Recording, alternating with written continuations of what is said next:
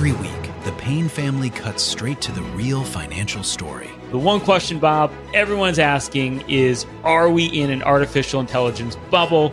You've been through boom and bust. What do you think? No hype, no myths. Just what actually matters to your money. Does feel very similar to what we experienced in the 90s. Where are we, though? Are we in 1995, 1997, 1999? Listen to the Pain Points of Wealth on the Red Apple Podcast Network. Now, Positively Ernie with Ernie Anastas, a New York TV legend and radio host with great positive stories and interviews. Thanks, Ernie. You're the best. And now, here's Ernie. And we're back. Welcome to the show. Nice to have you here today. As always, I love positive stories and positive people. And you're going to meet somebody right now who's really an amazing human being. This guy is one of the most well-known reporters for entertainment in the world. He is a personality extraordinary. He's a television host. My friend, I've known him for a long time. Rob Shooter is here. Hi, Rob. How are you? Good to see you. I love this setup, Bernie. You like the setup? And it's really impressive. It looks great. Well, thank you. And you've seen a lot of sets, so I like it. Coming from you, I like that a lot, my good friend. It's good. It's great here. Rob, I wasn't kidding when I said that you really are an extraordinary entertainment reporter. I mean, your background, your history, for people who don't know, I mean, you really were the executive editor for OK magazine, American version.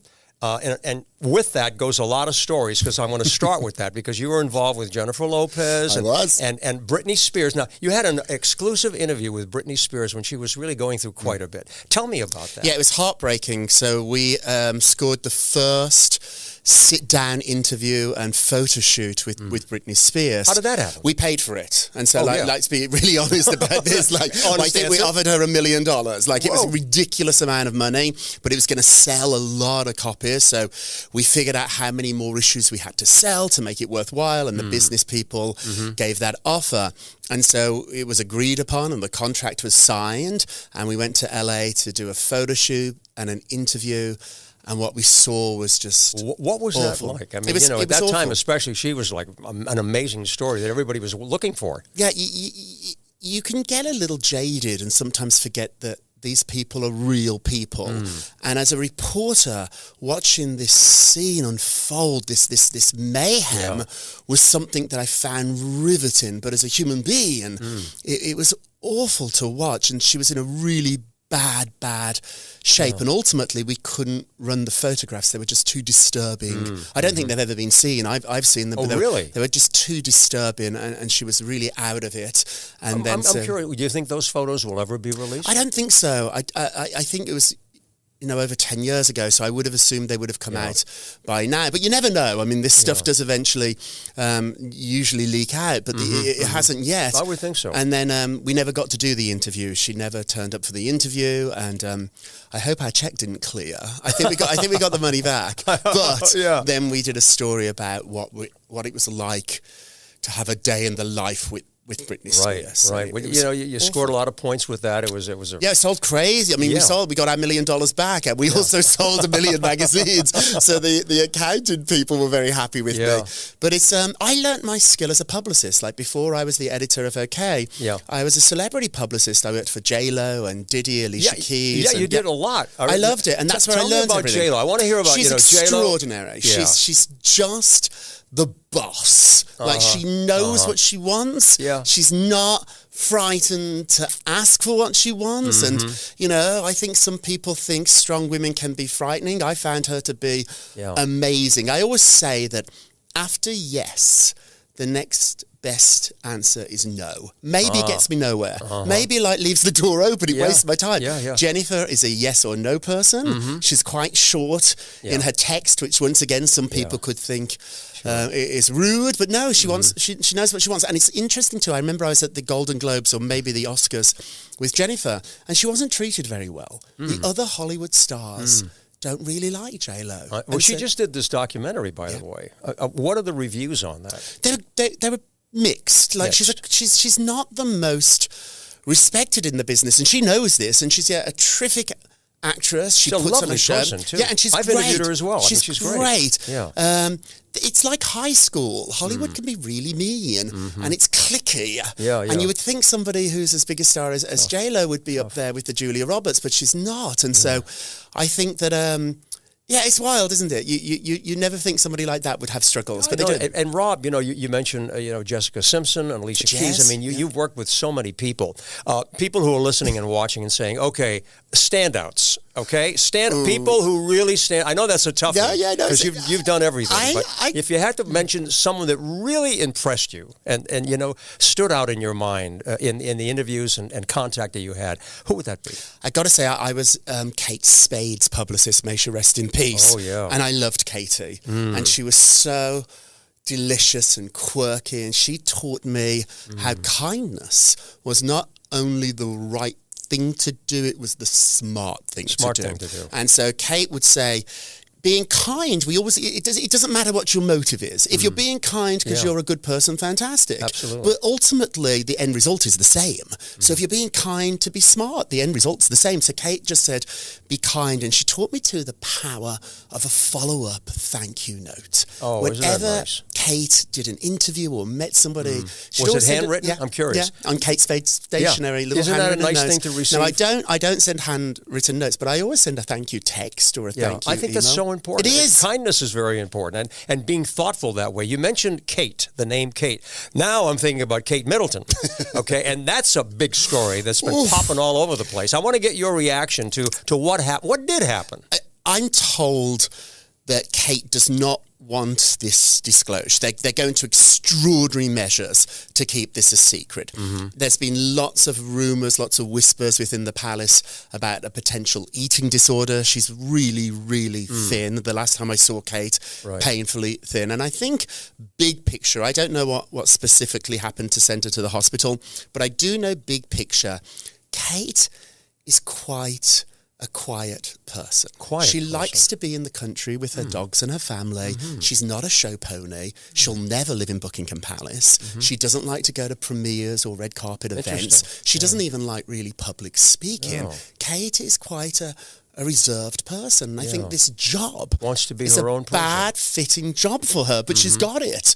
She's going to be the Queen of England. Sounds a little bit like Princess Diana, for goodness sake. That's exactly what it is. And I think that she didn't quite know. Nobody would know except maybe Meghan Markle and Diana what it's like to marry into this family. And if you think about a family business, that's what this is. It's the ultimate family business. So I think Kate very much wants to be part of this family, doesn't really like business. It's the control, that really, what did happen with the photograph? You ask yourself, why did they do that? I mean, it was obvious. Yeah, it was and now, isn't there another photo? There is another with one the Queen? Yeah. Now, well, I think if we look over celebrity, famous people's pictures, we're going to find a little bit of Photoshop. A little bit on everyone's. I remember I was with Alicia Keys and she did the cover.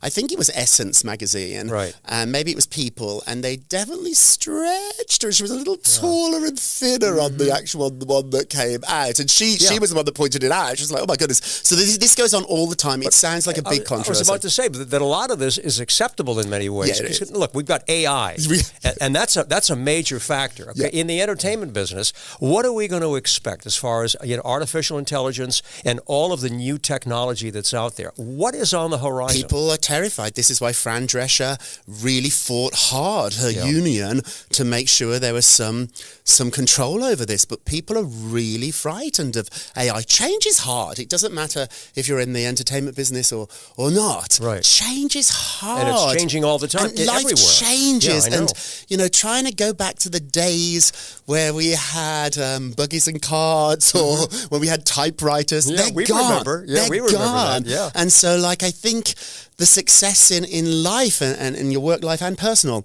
is it's coming. Change is coming. So we've got to figure out a way that we can make it work for us. They'll figure it out. So how does that impact you? Okay. I mean, you're a great entertainment reporter. You do so many things, talk to so many people.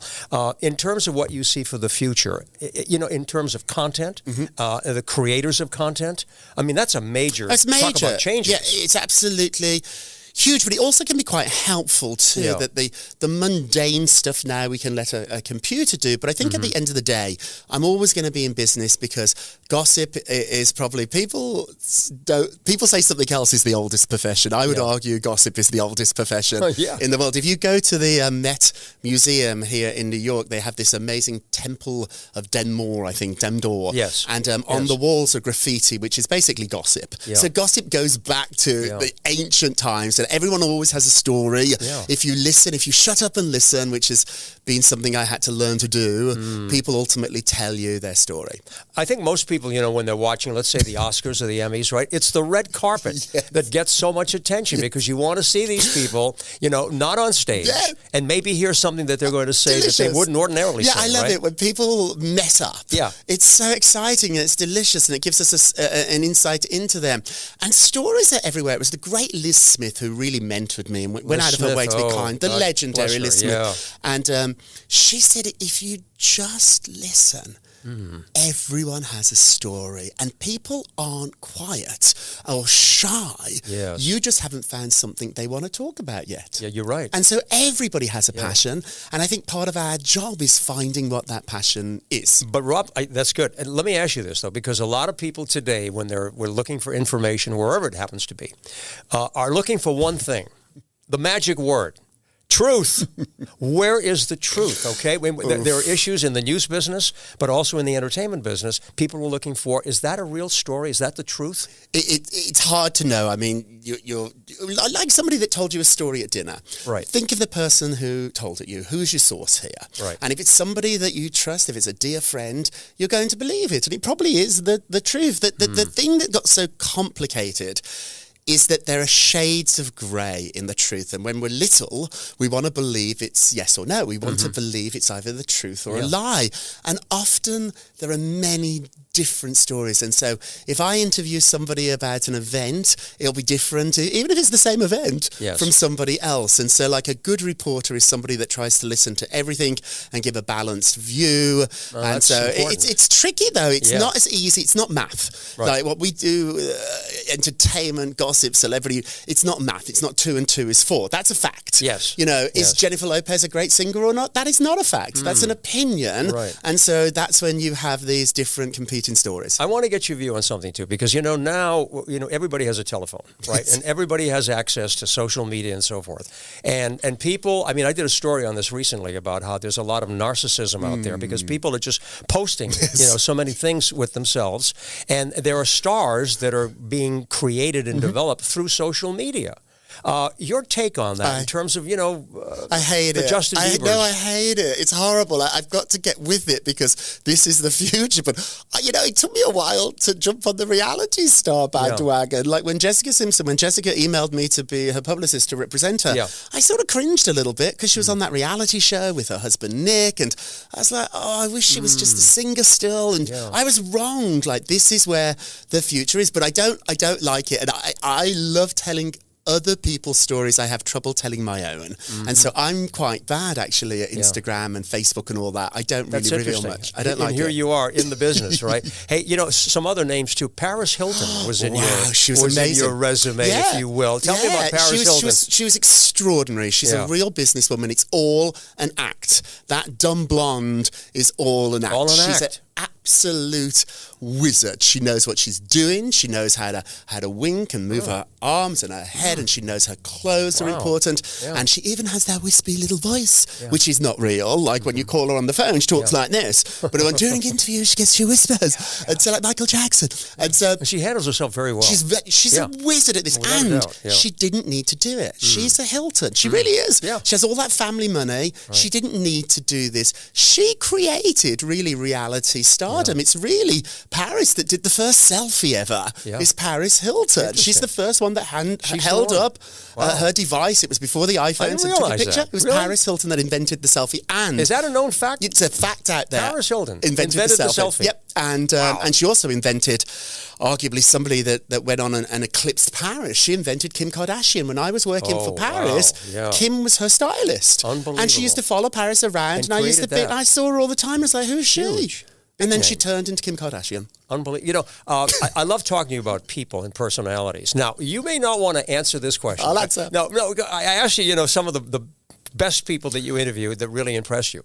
Is there someone, roll that drum. Is there somebody that you were disappointed? Oh, every day you there's were people. disappointed. Yeah, it's just, you can't go into this You don't looking want to for them name to be your names. friends. Oh, I will. Madonna's not very nice. Madonna's okay. I'm the biggest Madonna fan in the world. Yeah. And when I interviewed her, she was really rude. And who else? I represented John Bon Jovi for a long time Bon too. Jovi. How And was he's that? not the kindest guy. Like, No, he's not why? as warm and fuzzy as I this wanted great him to be. reputation, I know, too. he does great charity work. He's a Yeah. fantastic performer. I know. But we were not going to go out and get a beer together.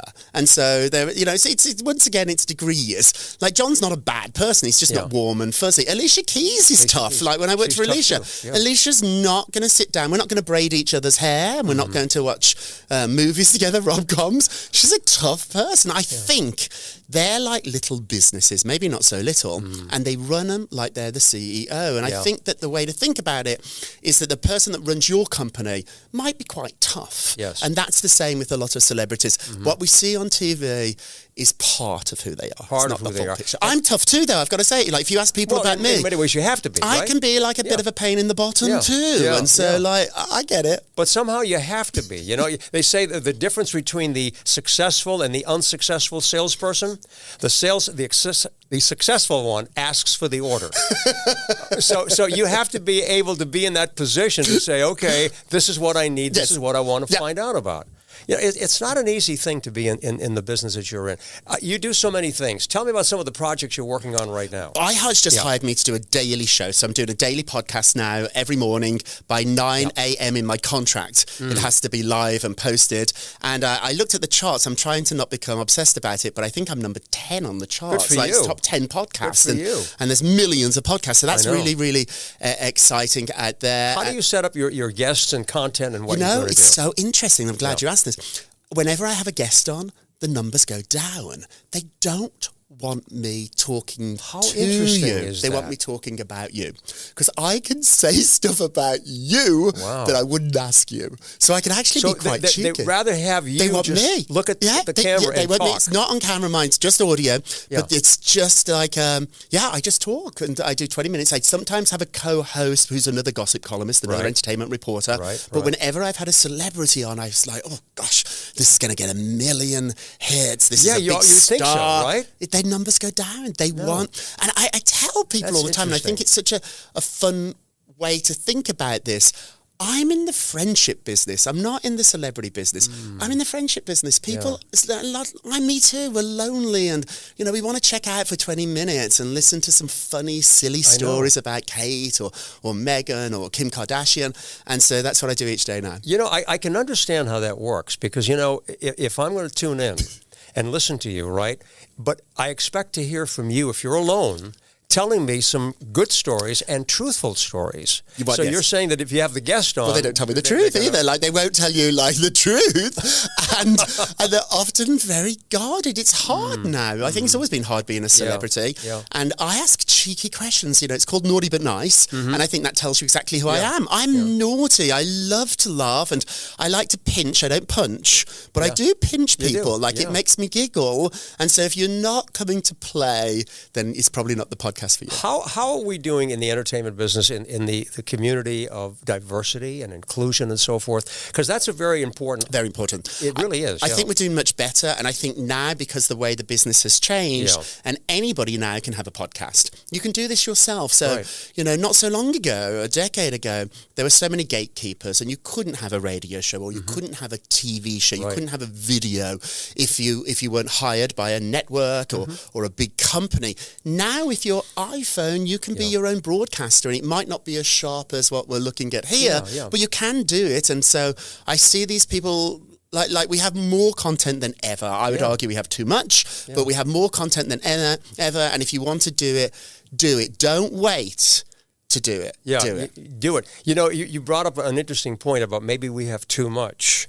Okay, you know, I interviewed somebody and talked about the problem in our world today is that we have too many choices of everything. You know, go out and buy toothpaste. You know, one brand has got 20 different or more, right? So talk a little bit about the future, because I love to be positive, and I don't want to, you know, end on a negative note. But if we're looking at the positivity of the entertainment business and what's happening with all of the things we've talked about, social media and platforms and so forth, what can we look forward to? You're going to find what you're looking for. Yeah. There is so much out there now. Yeah. You can find whatever turns you on, whatever interests you. I promise you there's a podcast, a YouTube channel. There's something out there for you, and I think that is a good thing.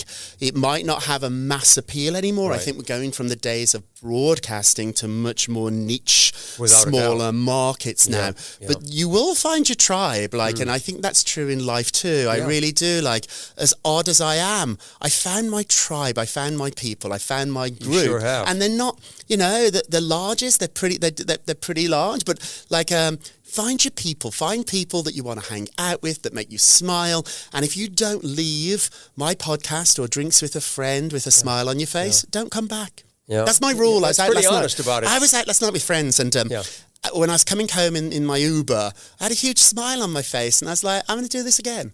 Do it. But if I had a grumpy face, I wouldn't do it again. Do things that make you happy. You know, the most important thing in life, in my opinion, is to have passion and enthusiasm for what you're doing. And you can't fake it. You can't fake it. John Bon Jovi said that to me once. John said that you have to be passionate, and you can't. If you're not passionate, find something else to do. You bet. I like it. I like getting up every day and doing this. It's not a job. It's a fun thing to do.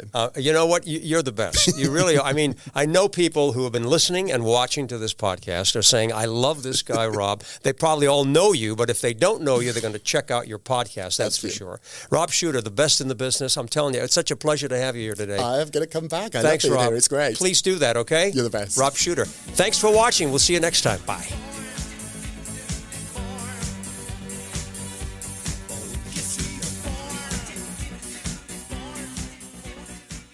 Every week, the Payne family cuts straight to the real financial story. The one question, Bob, everyone's asking is, are we in an artificial intelligence bubble? You've been through boom and bust. What do you think? No hype, no myths. Just what actually matters to your money. Does feel very similar to what we experienced in the 90s. Where are we, though? Are we in 1995, 1997, 1999? Listen to the Pain Points of Wealth on the Red Apple Podcast Network.